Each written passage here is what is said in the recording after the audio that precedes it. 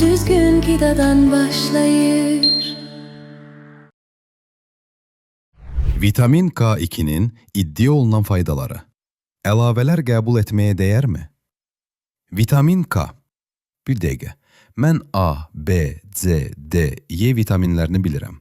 Bəs F, G, H, I və J hara yox oldu? Deməli, adlar əlifba sırası ilə getmir. K vitamini Alman dilində koagulyasiya, yəni laxtalanma sözündən gəlir.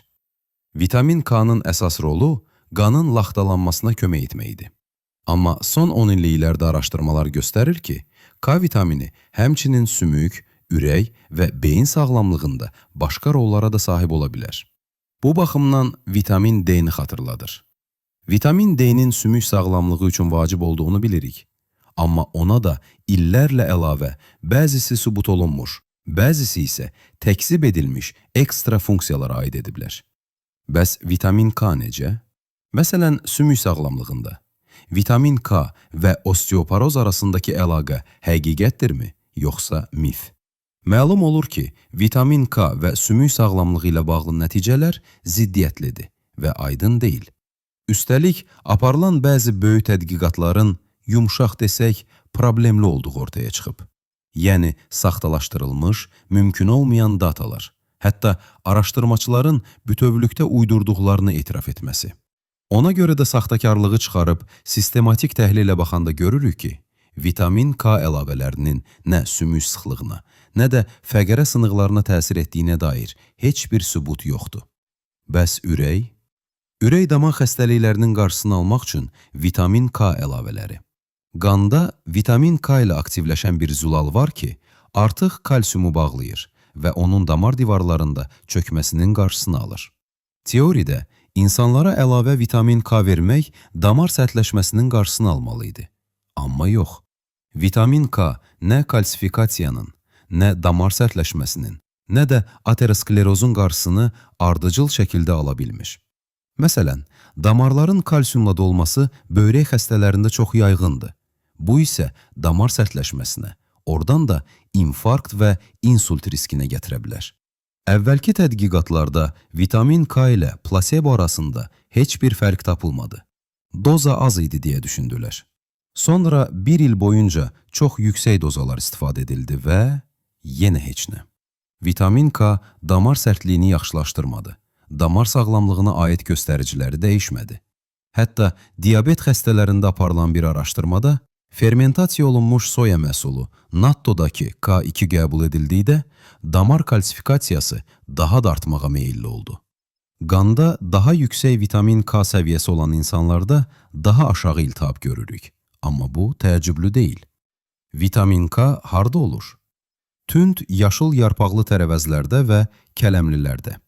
Deməli, qanında K çox olanlar brokoli yeyənlərdir. Yəni onlar daha çox tərəvəz, daha az ət yeyirlər. Təbii ki, iltihab aşağı olacaq. Vitamin K üçün tövsiyə olunan gündəlik qəbul. Avropada 70 mikroqram, ABŞ-da 90-120 mikroqram. Sadəcə 2 ədəd kələm yarpağı 70 mikroqramdan çoxdur və bişmiş kələmdən çeyrək stəkan hər kəsin tələbatını qarşılayır. K vitamininin bir hissəsi ət, süd və yumurtada da var. Amma orta hesabla porsiyada cəmi 5-10 mikroqramdır. Başqa sözlə, bu məhsulların tərkibindəki K vitamini hətta açıq yaşıl, çox su olan iceberg salatından da azdır. Çünki o belə 2-3 dəfə çox K ehtiva edir. Amma bu, bitkilərdə olan K1 vitaminidir. Heyvan məhsullarındakılar isə əsasən K2 olur. Bəs K2 lazımdırmı? Görünür ki, yox. Yetərincə K1 qəbul etdikdən sonra K2 üçün ayrıca tələb yoxdur. Çünki K2-nin K1-dən fərqli təsiri olduğu sübut olunmayıb. Onlar bədəndə eyni mexanizmlə işləyir. Üstəlik, sümük üçün uğursuz olmuş tədqiqatların əksəriyyətində K2 istifadə edilib. Ürək sağlamlığı üçün nəticə verməyən işlərin çoxsunda da K2 istifadə olunub. Yaxşı, bəs birdən K2-nin xüsusi faydaları aşkar olunsa, onda necə? Əslində narahat olmayın. Bağırsaq bakteriyalarımız K2-ni özləri istehsal edir. Fermentasiya olunmuş qidalarda K2 olmasının səbəbi də budur. Bakteriyalar hazırlayır və bağırsağınızdakı bakteriyalar hazırladığı K2 qalın bağırsaqdan sorularaq bədəninizə daxil olur. Bu da insanın ümumi K ehtiyacına ciddi töhfə verir. Vitamin K1 bitkilər tərəfindən hazırlanır. Əsas qida mənbəyimizdir. K2-nin isə onlarla müxtəlif növü var və hamısını bakteriyalar sintez edir. O cümlədən bağırsağınızdakılar. Yeganə istisna heyvan məhsullarındakı MK4, yəni menakinone 4 formasıdır. Bu məməlilərdə daxildə sintez olunur və əlbəttə ki, biz də məməliyik.